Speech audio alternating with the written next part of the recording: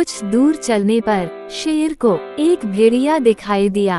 भेड़िया अपनी जगह पर आराम कर रहा था। भेड़िए को देखकर शेर अपने बेटे टिंकू से बोला, जंगल में एक बहुत बड़ी गुफा थी।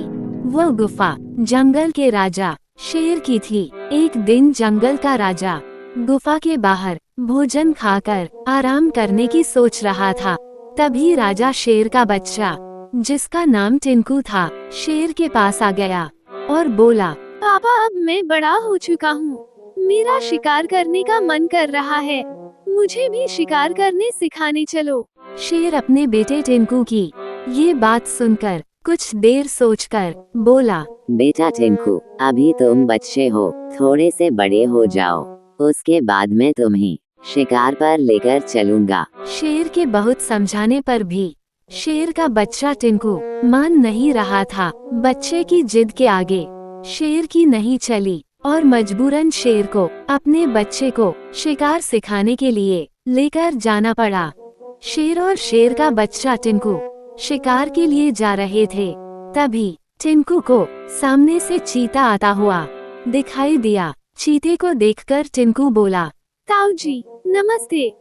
अरे बेटा टिंकू, नमस्ते। आज अपने पापा के साथ कहाँ जा रहे हो? चीते को इतना बोलते ही शेर बोला, अरे चीता, टिंकू को शिकार सिखाने जा रहा हूँ, ये जिद पकड़कर बैठा हुआ है।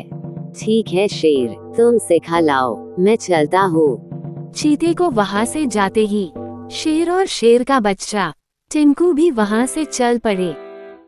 कुछ दूर चलने पर शेर को एक भेड़िया दिखाई दिया। भेड़िया अपनी जगह पर आराम कर रहा था। भेड़िए को देखकर शेर अपने बेटे टिंकू से बोला, बेटा टिंकू, देखो वहाँ पर भेड़िया आराम कर रहा है, हम दोनों ने उसे भागकर पकड़ना होगा, चलो। शेर और टिंकू जैसे ही भेड़िए की तरफ चले, वैसे ही भेड़िए की नजर शेर पर पड़ गई। भेड़िया तुरंत वहाँ से जी जान लगाकर भागने लगा। पीछे पीछे शेर और उसका बच्चा उसे पकड़ने के लिए पूरी फुर्ती से भाग रहे थे।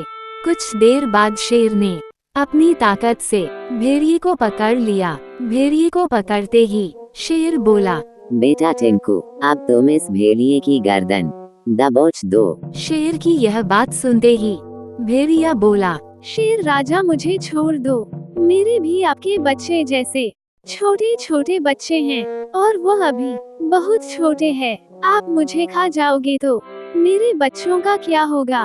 भेड़िए की ये बात सुनते ही टिंकू बोला, पापा भेड़िए को छोड़ दो, वरना इसके बच्चे अनाथ हो जाएंगे। हम दोनों तो और भी शिकार ढूंढ लेंगे। शेर को अपने बेटे टिंकू के दिल में दया भाव देखकर बहुत अच्छा लगा और टिंकू के कहने पर भेड़िए को छोड़ दिया।